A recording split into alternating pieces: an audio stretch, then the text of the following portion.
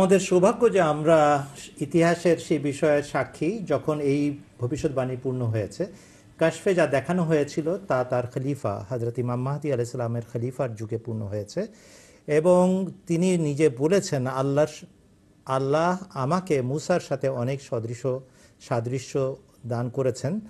অর্থাৎ মুসা আলাইহিস সালামের জীবনের যে সমস্ত ঘটনা আছে তার মধ্য থেকে আমার জীবনে এমন কিছু ঘটনা আছে যা তার প্রতিবিম্ব আকারে পরিস্ফুটিত হয়। হযরত মির্জা তাহের আহমদ রাহিমাহুল্লাহ তাআলার কথা বলছি।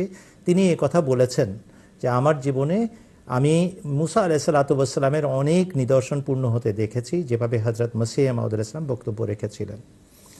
এখানে যে হিজরতের কথা বলা হয়েছে সেটা হচ্ছে এক ফেরাউন ধাবা করবে নিঃশেষ করার জন্য, ধ্বংস করার জন্য আহমদিয়তের মূল শিকড় খিলাফতকে। আর আল্লাহ তাআলা সেই খলিফাকে সৌভাগ্য দিবেন নিরাপদে বেরিয়ে যাবার, এবং বেরিয়ে যাবেন এবং লোকেরা হতবাক হবে যে যেভাবে সে ঘেরাও দিয়েছে, পরিবেষ্টিত করে রেখেছে, আমাদেরকে বের হওয়া সম্ভব না, কোনো মতে রক্ষা পাওয়া সম্ভব না। সেই মুহূর্তে আল্লাহ তাআলা তার নিদর্শন দেখিয়েছেন, কাল্লা, কখনো না, আমরা ধরাও পড়ব না, আমরা ধ্বংসও হব না। ইন্না মাইয়া রাব্বি সাইয়াহদিন, আমার সাথে আমার আল্লাহ আছেন, তিনি আমাকে পথ দেখিয়ে অবশ্যই নিরাপদে বের করবেন, এবং করেছিলেন। এবং এই যে একটা বিরাট ঘটনা 1984 সালের ঘটেছিল, সেটা কিন্তু ইতিহাসে একটা মাইল ফলক।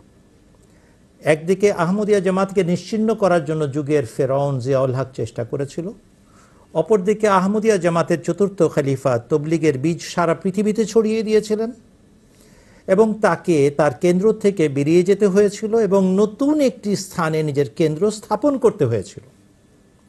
এই সব কিছু ওই একটি কাশফের ভিতরে সংক্ষিপ্ত আকারে বলা আছে।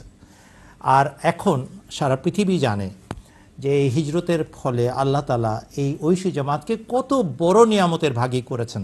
একদিকে বিরোধিতা আছে, অপরদিকে মানে বিরাট বিজয়, আর একটা জগৎ পুরো উন্মোচিত হয়েছে এই হিজরতের পর।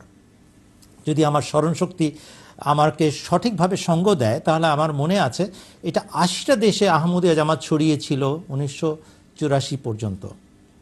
আর দেখতে দেখতে এখন 80টা দেশে যে জামাত ছড়িয়েছিল, এখন হিজরতের পর পৃথিবীর 220টা দেশে এবং অঞ্চলে, টেরিটরিজে এই জামাত ছড়িয়ে গেছে। টুভালুতেও এই জামাত প্রতিষ্ঠিত হয়েছে, আফ্রিকার সবগুলো দেশে আহমদিয়া জামাত ছড়িয়ে গেছে, দ্বীপপুঞ্জে ছড়িয়ে গেছে, এবং এখনও ছড়ানোর কাজ অব্যাহত রয়েছে, শাখা প্রশাখা বৃদ্ধি পাচ্ছে। এটা কখন হলো? যখন এই কাশফ দেখানো সেই হিজরত অনুষ্ঠিত হলো।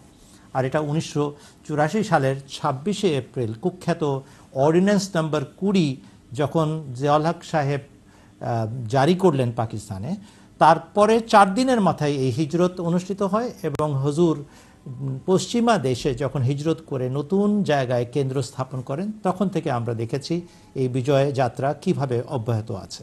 আল্লাহ তাআলা আমাদেরকে নিদর্শন দেখে ঈমান বৃদ্ধি করার এবং তদ অনুযায়ী নিজেদের দায়িত্ব পালন করার সৌভাগ্য দান করুন।